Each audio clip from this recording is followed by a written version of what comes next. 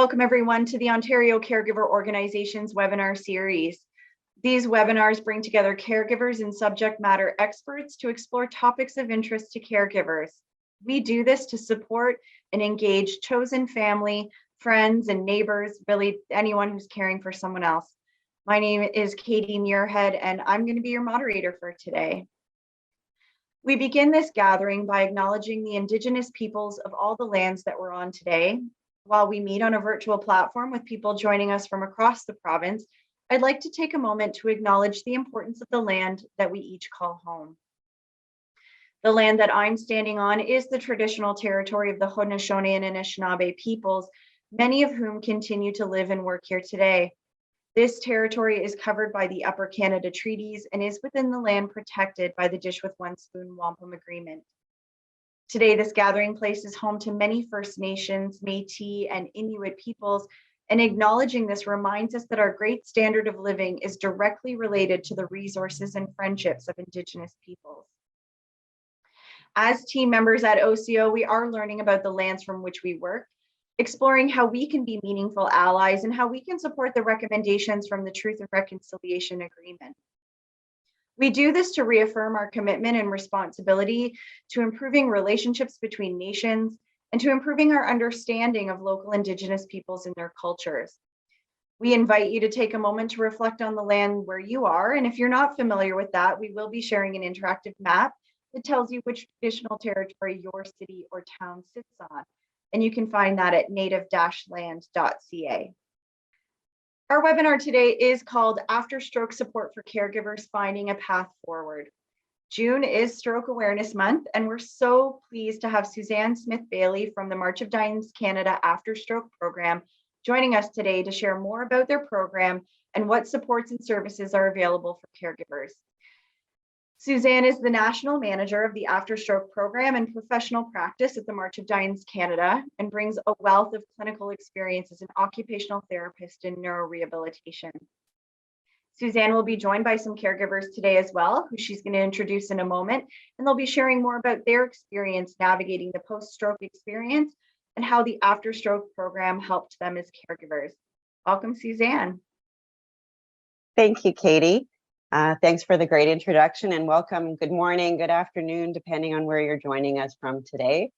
I know I'm really excited to be here today in this great collaboration with the Ontario Caregiver Organization, and I'm really looking forward to continuing to work together with them as we move forward. As Katie mentioned, I'm going to share some information on After Stroke at March of Dimes Canada, and then we'll have the opportunity to hear from our caregivers about the real challenges and successes that they've experienced and how they have gained much needed support from the After Stroke programs at March of Dimes Canada. So let's just jump right in then. Life after stroke, we know, brings many challenges for stroke survivors, their families, and caregivers. People feel isolated and alone, not knowing how to get the care they need for their recovery, who to go to for support, and where to find the information to help them rebuild their lives. We know that education for people with stroke, their families, and their friends is really a vital part of stroke recovery. Stroke survivors and their caregivers need accurate, timely, and accessible information to make sense of their new reality. Before I go into any more details, I did want to just talk about 3 objectives that I have up on the screen there that I hope to achieve by the end of my presentation today. I'm hoping that by the end, you'll have an understanding of how March of Dimes Canada is committed to putting stroke survivors and their care partners first in everything we do. They are our co-designers and collaborators, and together we want to build a culture of mutual respect and empowerment. I hope that you'll have some knowledge of the programs and services that caregivers can access within the After Stroke program and MODC-wide. And I'd like you to know how to connect caregivers to After Stroke at March of Dimes Canada. I'm going to take a couple of minutes here to just do a quick retrospective look at our organization's involvement with the stroke community. We're not new to stroke, and as you're going to see from the slide, our initial involvement in supporting individuals impacted by stroke actually began in 2002. Through a grassroots effort and peer support, we set out to close the gaps that stroke survivors and families experience after discharge from hospital and their formal rehabilitation. After Stroke was built around the practical assistance, guidance, and community that people impacted by stroke need to navigate in their new reality. You'll see that our work then quickly moved to the establishment of a peer-based hospital connection program called Linking Survivors with Survivors. This is still a model thriving today, and this does include one-to-one caregiver support. In 2010, we experienced a merger with the York Durham Aphasia Center, which remains a funded program through Home and Community Care today. We engaged in vital work on an affiliation agreement with Stroke Recovery Association of BC and the launch of digital property in 2018. Today, our focus is firmly set on the future because we believe that After Stroke can be much more than just a program. And since 2020, we've been building and deploying our enhanced After Stroke framework. We believe that there's potential to create a movement of people and organizations who are compelled to transform the experience of life after stroke. As I mentioned, in 2020, our groundwork began and we created a new vision and mission statement for After Stroke and a new strategic framework. Fundamentally, we dare to believe in a brighter future for every stroke survivor and their family. We are here to create connections. When people impacted by stroke feel a sense of abandonment and isolation, a connection to person support, innovative and responsive tools, resources, and other stroke survivors can change everything for them. That understanding and support can change how they see their own journey ahead. The connection to others and to work, education, social and recreational opportunities brings much needed humanity and optimism at a time of fear and uncertainty. Answers to the question, what happens next, show them that there is a way forward. We truly do see a world where everyone impacted by stroke can recover and live life with renewed purpose and optimism and inspire others to do the same. Our presenters today will share their own stories in which they demonstrate hope, optimism, creativity, and that importance of person-to-person support. When we were building our After Stroke framework, we clearly identified our design principles. Building on the knowledge and strengths of March of Dimes Canada to date, and the considerations for community reintegration programming, we've adopted the following design principles that underpin all the programs and services of After Stroke. We feel strongly that everyone should have access to services that help them live meaningfully, independently, and with dignity post-stroke, regardless of where they live. After Stroke must be agile and inclusive, ensuring that we are able to meet the needs of people where they are and when they are ready. To be a trusted leader in the stroke community, our program must be designed by engaging our key stakeholders, understanding their needs post-stroke, and helping build innovative solutions to support them. We make sure we include our caregivers and our stroke survivors in working groups and in our advisory committee to ensure we have their input on services designed to meet their needs. Stroke services in Canada and internationally are aligned with best practices, and as such, our services must be evidence-informed and evidence-generating. Some of the highlights of what we're continuing to work towards and deliver in After Stroke are as follows.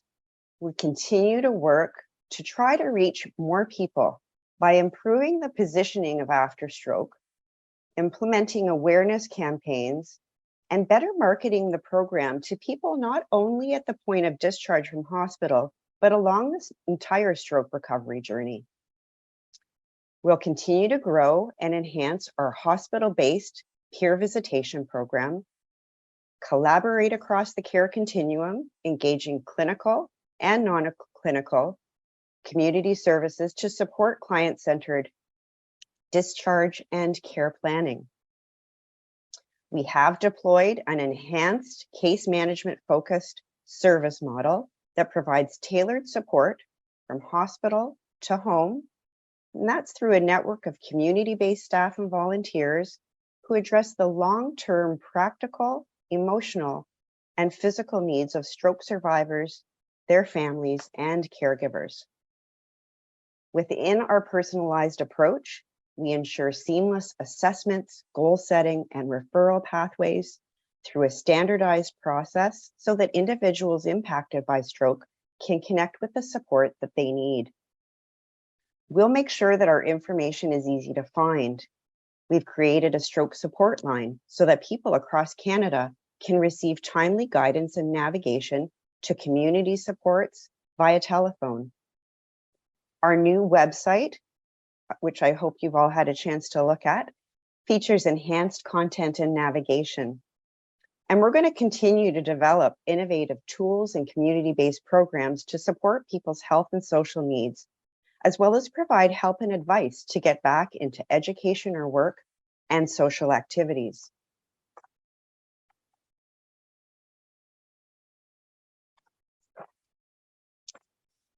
Essentially, we welcome anyone impacted by stroke to connect with us. There's no age limit and no specific time post-stroke. It can be accessed by stroke survivor or a caregiver, a family member, a neighbor. We are here to help. Since the pandemic, our work has become mainly virtual, although we are very carefully returning to in-person activities across Canada. With our virtual offerings, we do recognize that there may be some barriers related to technology, such as lack of internet access or just having a phone rather than a tablet or a computer. But we will do our best to meet each client where they are and to provide the support that they need. If a stroke survivor themselves isn't able to engage in our programs and services for individualized reasons, we want you to know that their family member or informal caregiver can still access supports and programs for themselves. So what services do we actually provide that caregivers can access? In terms of support, I had mentioned our hospital peer visitation program for both the stroke survivor and the caregiver to receive visits from a peer. This is in certain hospitals that we have specific agreements with. For the caregiver, the peer has lived experience with stroke and is able to provide that understanding, education, and suggestion for resources available through March of Dimes Canada or within their local community. In addition, March of Dimes offers a program called Connect and Share, in which we connect individuals impacted by stroke with one-to-one support through virtual visits. We do offer a virtual caregiver support group called Life Partners of Young Stroke Survivors. It's open to caregivers impacted by stroke across Canada. And one of our caregivers today will speak about this program and how it supported her on her journey. Our caregivers can also become volunteers within our organization and may become peer supporters themselves. In terms of goal setting and navigation, as I mentioned, the After Stroke program provides stroke survivors and their families with personalized one-to-one navigation and case management. We address their wide-ranging needs and concerns from the time they spent in hospital throughout the transition back home and living life back in their communities. The challenges of caregiving are very unique to each situation, and our one-to-one personalized approach from a skilled after-stroke coordinator can help the caregiver receive the support and education tailored to their needs at a time that's right for them. As I also mentioned, we have an information navigator who can provide answers to questions about resources through a live chat or through inquiries via the website or our email. Individuals impacted by stroke can get timely information about March of Dimes programs and services, and also about programs and services in their local community. This service is available Monday through Friday during our regular business hours. In terms of education, we offer Ask an Expert on a monthly basis, and that's offered virtually, providing topical information on a variety of subjects that have been requested by our post-stroke participants. Our newly launched Living with Stroke program, which we'll talk about in more detail in a minute, is offered virtually and provides education and self-management strategies and welcomes caregivers and family members. With funding from the Ontario Trillium Foundation, we were able to develop a series of resource materials and webinar recordings that we offer to caregivers. Caregivers can view them at a time that's right for them in the comfort of their own home. Sometimes we find that caregivers do want to participate in a virtual program, but they don't feel really comfortable with technology. We have a program called High Tech, and it's available to all clients and caregivers, and it allows those individuals who are interested in improving their abilities using a computer, a tablet, or a smartphone to better engage in some of our virtual programs. As part of our ongoing collaborative work with Heart and Stroke, we have launched the Living with Stroke program, and it successfully launched in January of this year. For those of you who are not familiar with Living with Stroke, it was created by Heart and Stroke, and it's an 8-week facilitator-led program that helps clients and caregivers manage the challenges of life after experiencing a stroke. It provides the opportunity for participants to meet one another who are going through similar journeys and gain knowledge, skills, confidence, and friendships to support them in their journey to recovery and well-being. The program is led by trained facilitators, including our after-stroke coordinators and individuals' lived experience, also by health professionals, community leaders, or a combination of the above. The program includes highly interactive sessions that focus on goal setting, sharing experiences, building skills, and supporting one another. How can you connect individuals who require stroke support to us? There are a couple of ways that you can do that.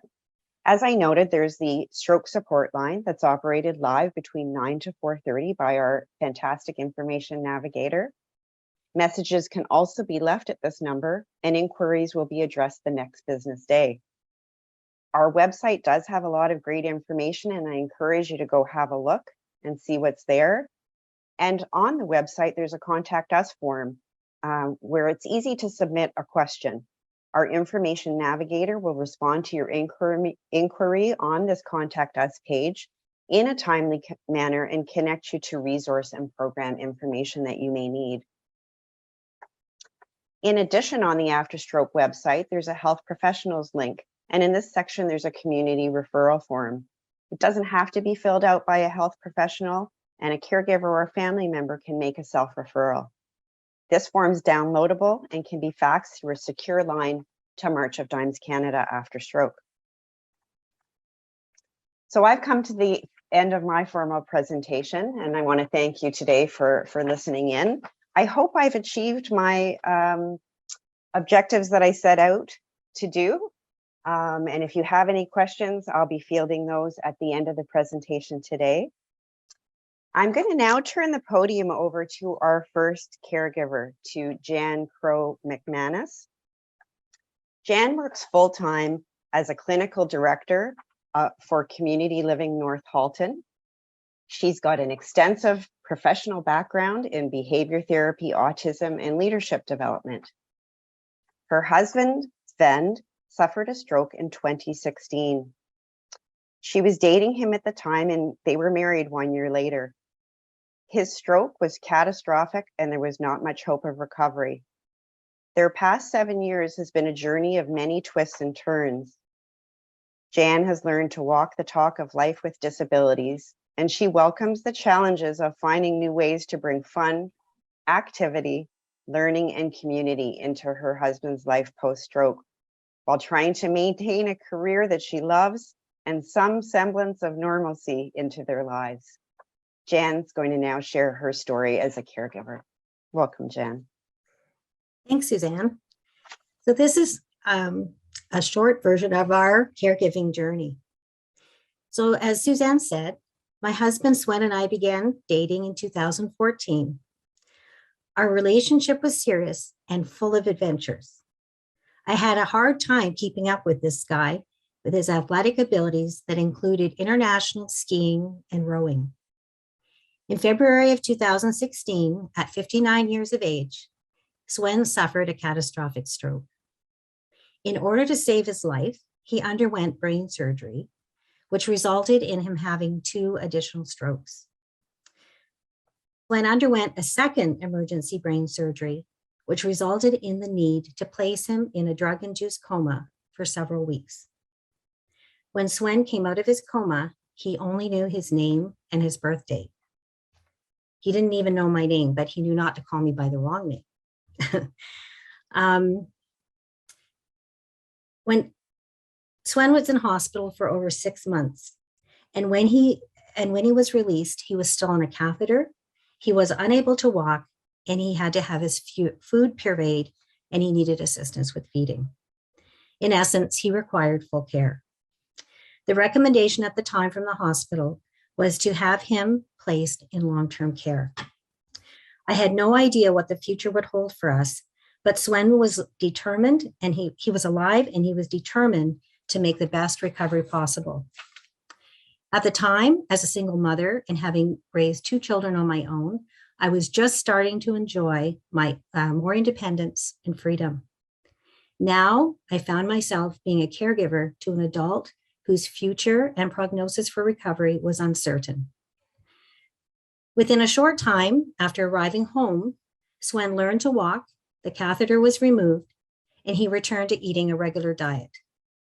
Today, Swen suffers from mild aphasia, mild to moderate cognitive disabilities, ataxia, and weakness on the right side, which affect his balance and his gait.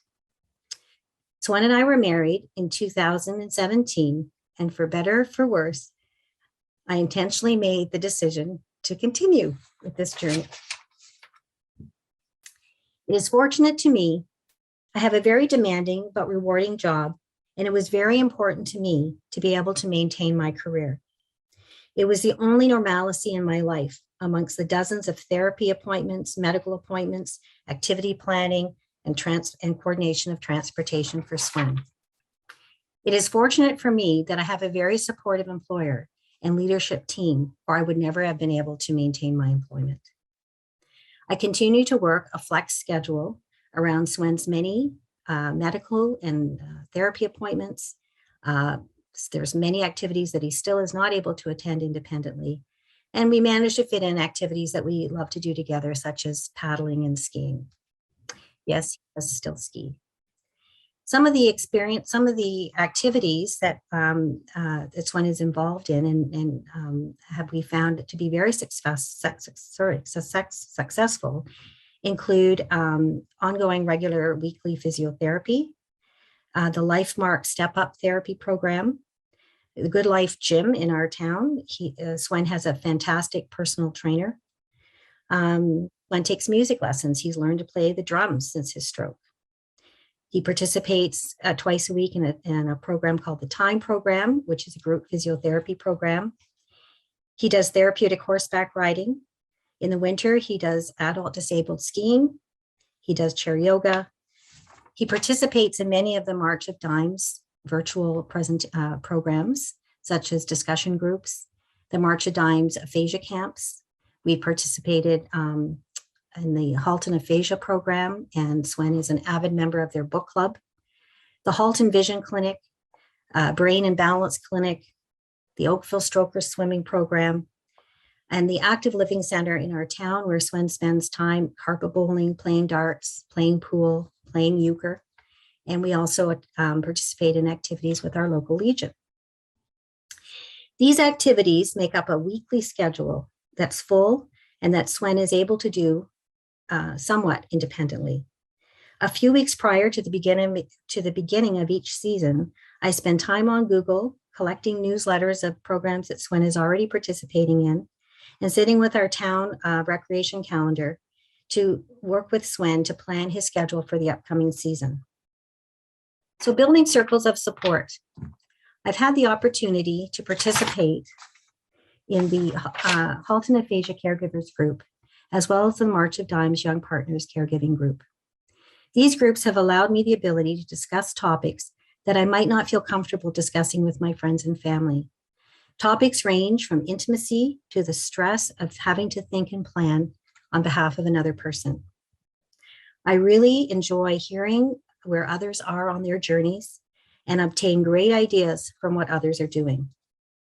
I enjoy the camaraderie that is formed within these groups with fellow group members, and I gain energy and inspiration after each session. I have learned to be intentional in building relationships and contacts. I am on a different journey, meeting a variety of people who are also on this journey. Staying connected with friends and family, no matter how tired I get, it's really important. I focus on relationships that are supportive and that give me energy. I recognize my own triggers for stress and do my best to try to plan around them.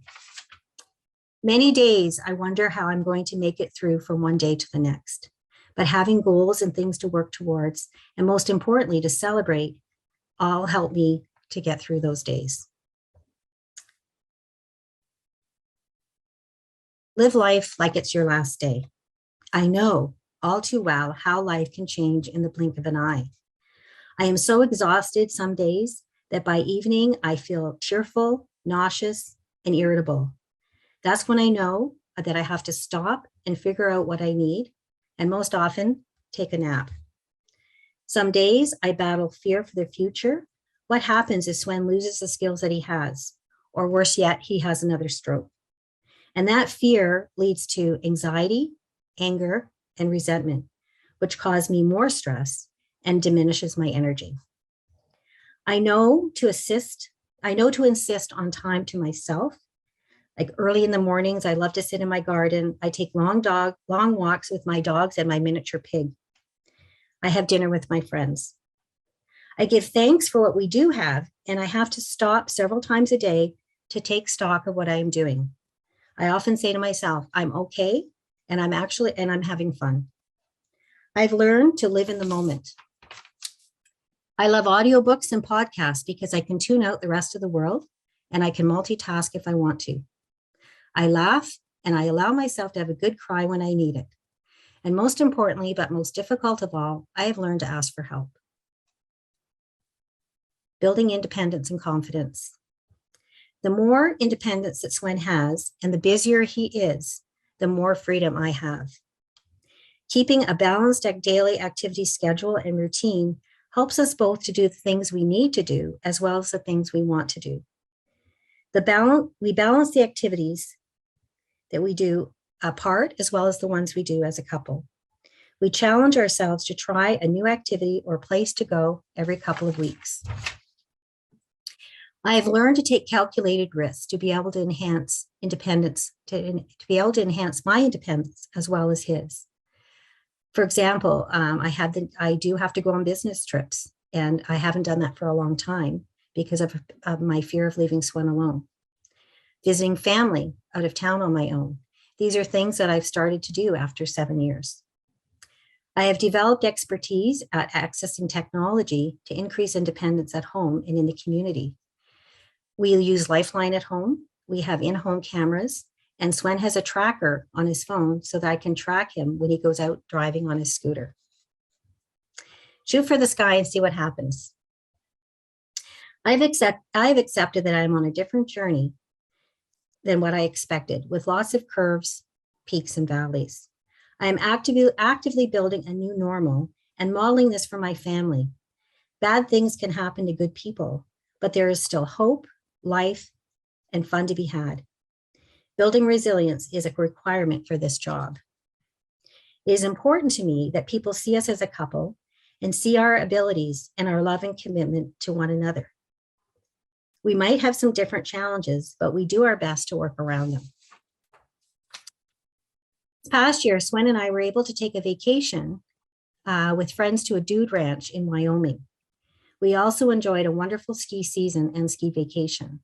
Swen is no longer able to race down Black Diamond Mountains, but he has mastered several hills at our ski club. Developing a bucket list, his, mine, and ours.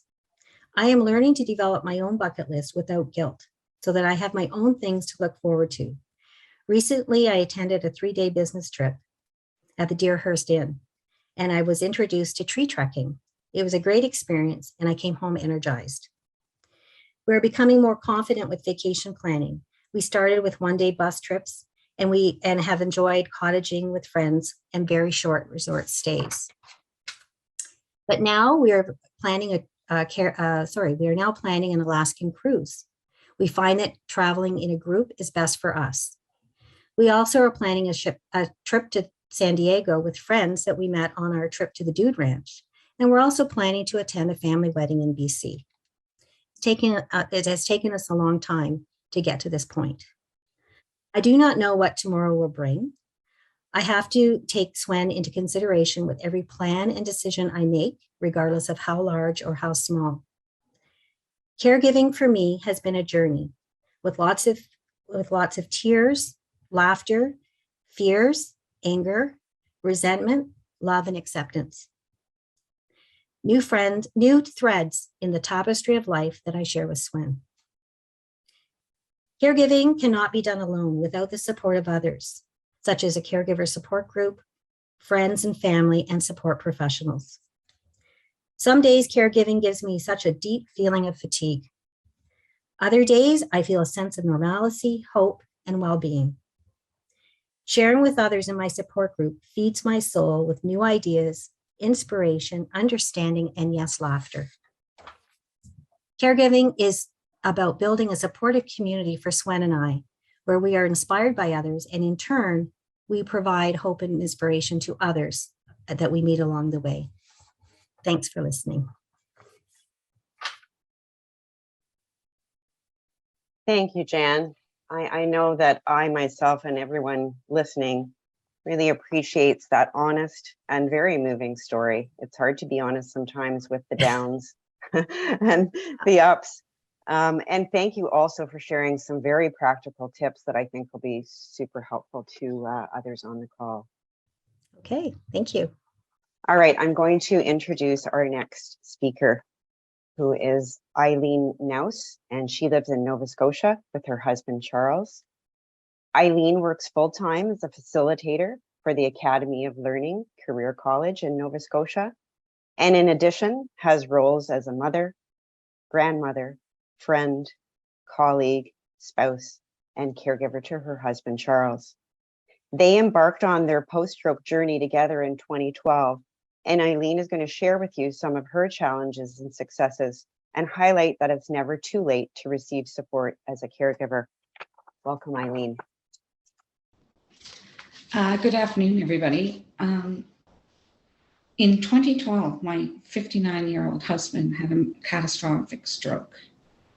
He had always identified the risk. He knew he had the risk factors. He used to brag about how high his blood pressure was and how high his cholesterol was. But we never really expected what was going to happen. One day he was heading out to a golf tournament and he came home 5 minutes later. When he walked through the door, he said, "I'm having a stroke." You know, we've been married a long time, and that's the first time the man was right. We were not prepared.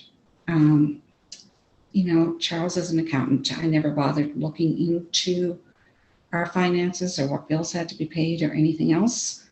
I turned to and thought, oh goodness, Charles. Unfortunately, my son is a financial whiz, and he was able to help us. Life as we knew it had changed forever.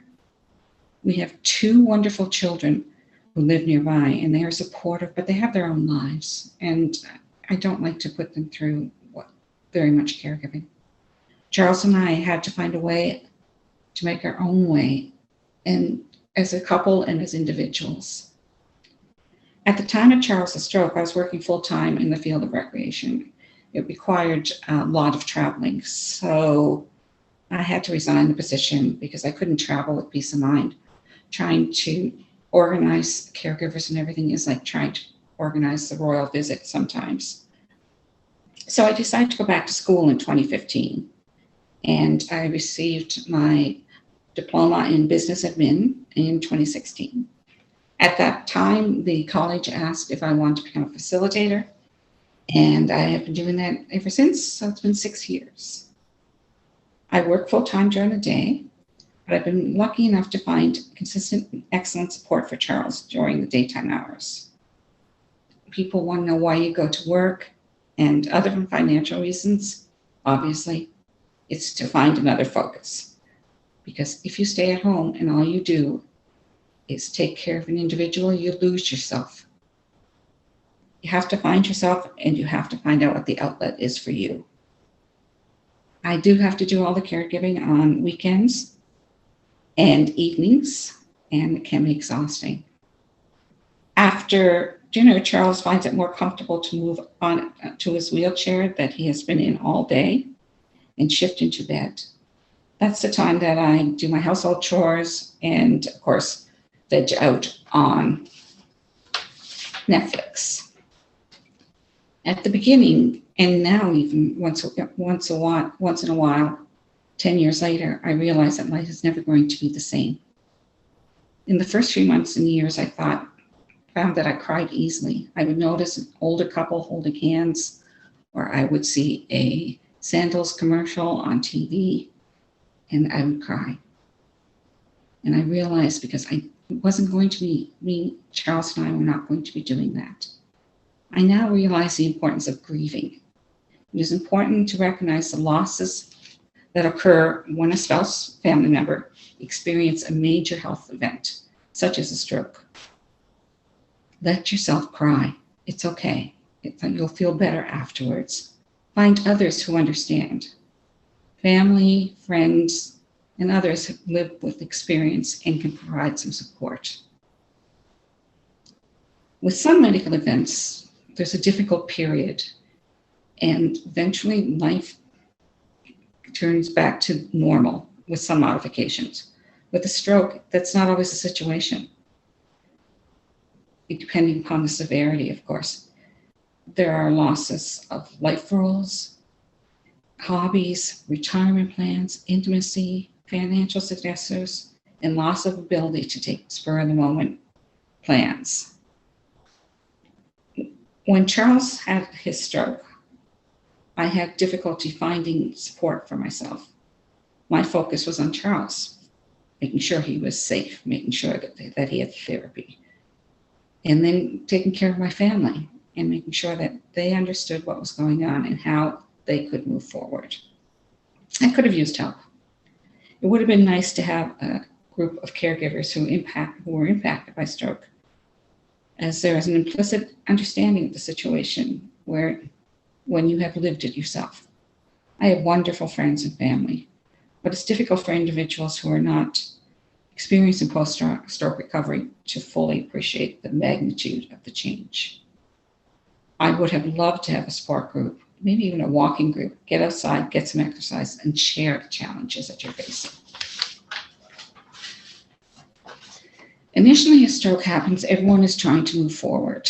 If I was going to take time out of work and caregiving, it must be something that I really, really wanted to do. It takes a lot of organization and planning to make time for myself, and sometimes it just doesn't seem worth the effort. I realize that I haven't taken enough time for myself. Suzanne and Beth have shared some resources with me. The Care Partners group that has started in BC is now offered virtually and nationally. It sounds like something that might work for me. Because I'm on the East Coast, sometimes it's difficult. We're so early, but something that's later in the day works wonderfully, and that's what's going on with the BC group. The one-to-one navigation support that an after-stroke coordinator can provide can help me set some goals for myself and start focusing on what I need. I know both resources such as Caregivers Nova Scotia and Brain Injury Association of Nova Scotia, but I perhaps I need some help getting more details. March of Dimes After Stroke can help me find those details, to find those various resources that are already out there in the community. Charles and I have been blessed with a new grandson just recently, 2 months ago. Spending time with a little one now is good for the soul. Charles has become a leader in our local stroke support chapter, which is primarily for stroke survivors. He makes important contributions to stroke recovery in our region.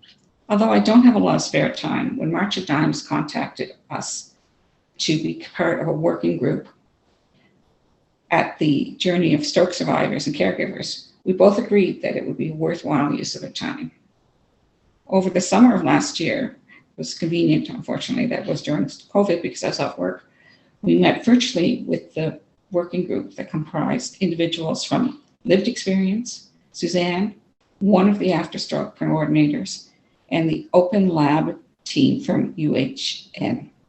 Together, we worked to identify the successes and challenges of the journey post-stroke, identify gaps in services, and what supports were essential.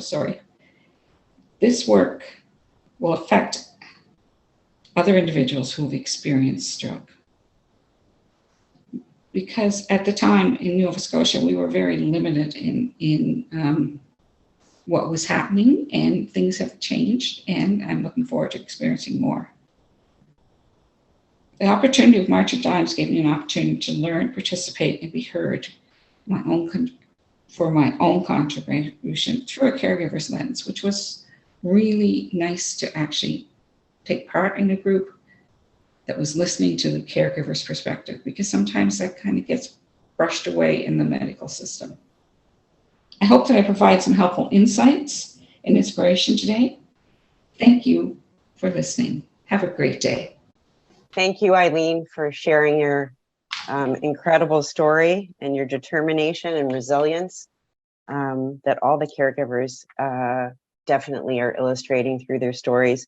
I'm being mindful of time because we do want to have a couple of minutes at the end to field some questions. Our third caregiver, juggling many balls, as we hear from the other two caregivers, was unable to join us today due to a family crisis, but she had come up with some really great key points that she wanted me to be able to share with you today. And so I'm going to try to highlight her story quickly because I do think she's got some great key messages. So Tara is a university graduate with a degree in psychology and sociology. She's the wife of Ray, who worked hard so that they had the choice for Tara to stay home and raise their children. She's the mother of 2 adult children and just became a grandma for the first time a few days ago. Congratulations, Tara. Tara is a sister, a daughter, a friend, and a caregiver. Tara's husband, Ray, suffered a stroke in January of 2021. The first few months were a blur, and Tara spent most of her days visiting Ray, organizing appointments and arranging to move houses to a different city before he was discharged home from the hospital. Ray required the use of a wheelchair post-stroke, and the house that they were living in was not accessible, so Tara spent a great deal of time organizing the move. In May of 2021, Ray was discharged home. The Home and Community Care did provide some home support, and the local hospital, Freeport Hospital, did provide some outpatient rehab services for a period of a few months. It was around August 2021 when Pam, an after-stroke coordinator for March of Dimes, started reaching out to Tara and Ray. She provided support for Ray in the form of resources and connections and linked him to programs. He did become connected, was able to speak with others who were on their own post-stroke journey, and he had structured activity. Fostering independence for Ray brought joy to both Ray and Tara. The after-stroke coordinator offered Tara support and told her that when she was ready, she'd be available. Having community-based resources and virtual programs for the stroke survivor to engage in freed up some time for me to step away and try to have some downtime for myself. It took me about 5 to 6 months to be ready to talk to Pam, the coordinator, about myself. She never wavered. She'd keep in touch through emails and voicemails. She never made me feel pressured. She would leave a very light voice message or email indicating she was just checking in. Both the after stroke and the volunteer engagement coordinators have been great. They knew when Tara felt pressured and she wasn't ready, and they took their time with her. They definitely helped her realize that she needed the support system and resources that March of Dimes offered. She was really glad that they could see what she needed before she could. The support she received from March of Dimes' peer volunteer, who was a caregiver herself with lived experience, was incredibly helpful. Tara first met Rita in March of 2022. She found her to be awesome and really helped her realize that she needed time for herself and that there was no shame or guilt with taking self-care time. She taught Tara that she didn't have to do it all alone, that there were people and organizations out there to help people like her. She helped Tara realize that everybody's journey was different and that reaching out at different times for different reasons is really important, and that no two journeys or timelines are the same. Tara wanted to emphasize a few more key points. As a caregiver, you'll have good days and bad days, just as the stroke survivor does. Everything does not always run smoothly. Lots of things will not go according to plan, and that's okay. However, each day does get a little easier. She suggests learn to pace yourself, and by doing that and pacing, you're being kind to yourself.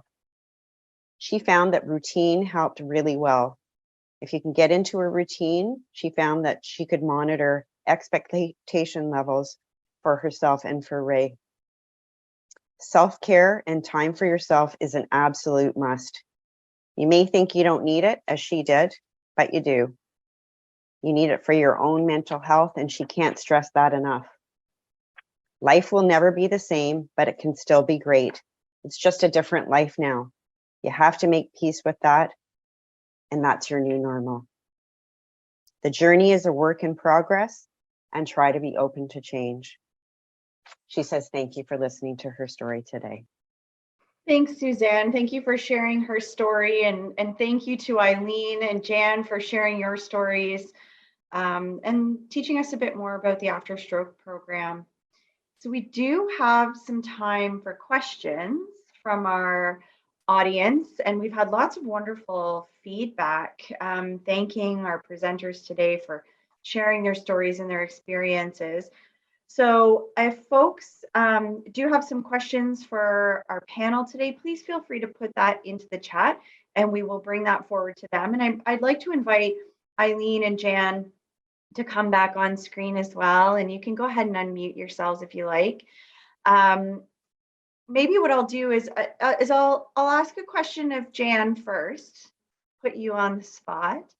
Okay. What types of services, if you could sort of go back in time, what types of services would you have wished was available when Sven first had his stroke?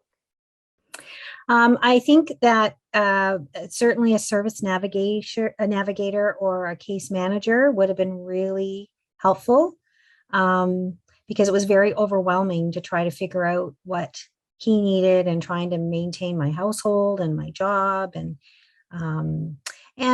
to try to have hope. I mean, I didn't know of anyone else really who'd had a stroke. And when Swen was in the hospital, he had so many medical issues, and that was sort of the priority. And so I didn't know really. I mean, I just played it by ear.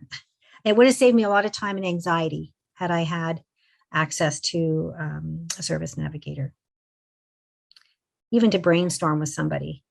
And we hear that from caregivers a lot, and especially when it's an acquired thing like a stroke, where there isn't that knowledge of other people that have walked that walk, and that feeling of isolation and not knowing other caregivers or other families or friends who've gone down that road. So you do have this feeling of being alone a lot of the time and not knowing where to go. So it sounds like that navigation piece would be really, really helpful. And it's great to know that the After Stroke program offers that for folks. Yes. Yeah. Thanks, Jan. Eileen, I'm wondering if I can ask you, as the March of Dimes Canada is starting to, spread out their footprint across Canada. We know you're joining us from the East Coast today. What would you like to see happen out in Nova Scotia for caregivers? There's so much work that can be done and is starting to be done. Firstly, recognizing that caregivers are an important part of the equation, and that it's nice to have someone look after us too, because sometimes we forget to do that.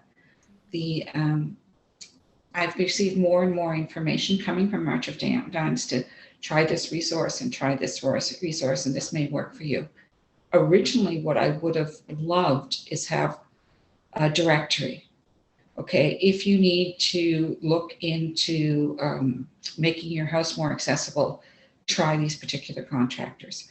Charles loves to play the guitar. He can play the guitar now, and he took us a while to find out where to even do that. What recreation facilities are accessible? And are they really accessible, or do they just say they are? Because you learn very quickly that there's things that are not accessible. And I just go, oh, because Charles is in a power chair. Power chair weighs 400 pounds. I am not going to be able to get him in over what you perceive as a little step. So those are all the things that you look for, and to just have an advocate, and sometimes just someone who will give you a hug, because that's might be all you need, because Charles is fully paralyzed on one side. I don't get hugs anymore. Okay, thank you. Thanks, Eileen. Thank you so much for sharing that. We had a comment as you were chatting in the chat box about how important a navigator would be, especially to revisit every couple of months, just because circumstances change. And this person commented on how, especially as a new caregiver, you're not ready to digest every piece of information that's thrown at you off the hop, especially if someone's in hospital, you're transitioning from hospital to community or to rehab. Sometimes it's so overwhelming. So knowing that there's this navigation option specific to stroke, I think is really helpful, and knowing that they're available to you to continue to provide that support on an ongoing basis is great. Thinking of that, Suzanne, I'm wondering if you can sort of go into some details about initiatives underway that the After Stroke program is working on for caregivers. Absolutely, yes. I think that our commitment to having caregivers involved in our program evaluation and planning is critical, and that moving forward will be part of everything that we do. They bring such a unique lens, and we need to hear from them about what they need, not what we think they need. And I think too, joining organizations like the Ontario Caregiver Organization, looking to different provinces and what organizations are available, providing caregiver support, and really working collaboratively to share resources. Doesn't always have to be stroke specific. So I really think that that's part of our engagement moving forward.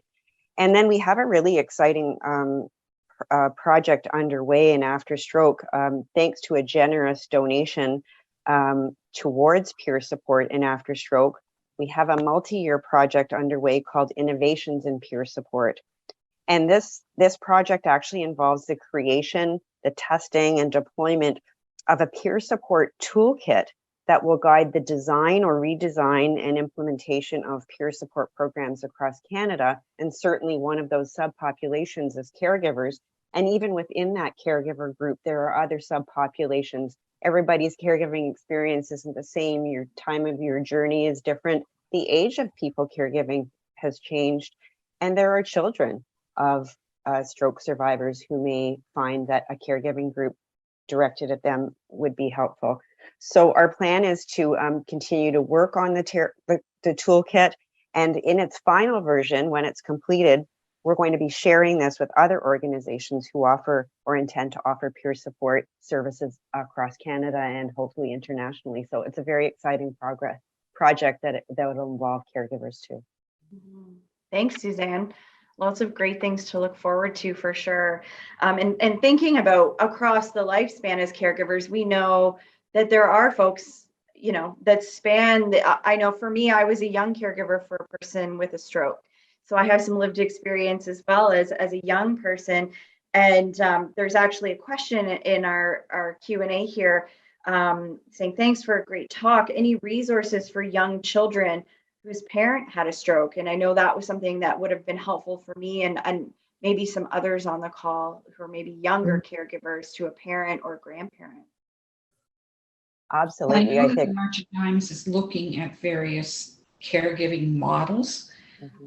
Charles was 59, which was relatively young to have a stroke, but our children were grown, so they were able to adapt to the new face of who their dad was. I can't imagine having a young child and going through that, and I have no thing to say other than dig in there. There's probably somebody that's having the same problem you are, and we have to always remember that we're not on this journey alone, that somewhere out there is someone experiencing something similar to what you're going through. And Jan, I want to mention Charles will join Suzanne anytime he wants to make music. Yes, the drums and the guitar. Drums and guitar, away we go. Yeah, and thanks for that, Eileen. And we do have a comment in our chat box. And I would share that OCO offers support for young caregivers as well through our online support groups for young caregivers. We've got a website just for young caregivers where they can go on and connect and connect with one another. And thinking of the clinician in me, there's also lots of opportunities online for social stories and things for really young people to help them learn more about what a stroke is and why maybe this person's a little bit different, or they're not walking the same or talking the same or thinking the same. So there are some resources out there. I'm just mindful of time. We are just a little over our 1 hour Can you just add one thing? Webinar. Please go ahead, Eileen. I just want to mention that the hardest part to navigate, I found, was trying to find funds to help you. The government hides money, and to have somebody in place that could say, okay, you're able to get funding for this through this particular grant. That doesn't exist anywhere that I know of, and it would have been extremely helpful. Sorry to interrupt. No, that's okay. And maybe I'll just invite Jan or Suzanne for any final thoughts. We did have a question from someone about, what is something you wish you would have told you sooner, or more clarity about the stroke itself, or to manage expectations. So maybe I'll just invite Suzanne and Jan to share a final thought as we wrap up for today. Dan, do you want to go ahead? I think if I would have found the caregiving groups earlier, and I think that the caregiving support group has really been a lifesaver for me. It took me 2 or 3 years to find the halt and aphasia group, caregiving group, and then it took me, I guess, 6 years to find the young partners caregiving group. But I don't ever miss a session. Suzanne? Yeah, I just want to finish by thanking everyone again for joining today and listening in, and thanking the caregivers who really, I love, shared that honest look at their caregiving journey and what they use to help them continue to move forward themselves. Please reach out to us at March of Dimes. We are here to provide that support, education, opportunity to participate. There are a number of ways that I outlined to reach us. Go to the website, make a phone call, and we are really happy to connect and help you figure out how we can support you, or where you can look to your community for additional resources if we don't have them to meet your needs. So thanks.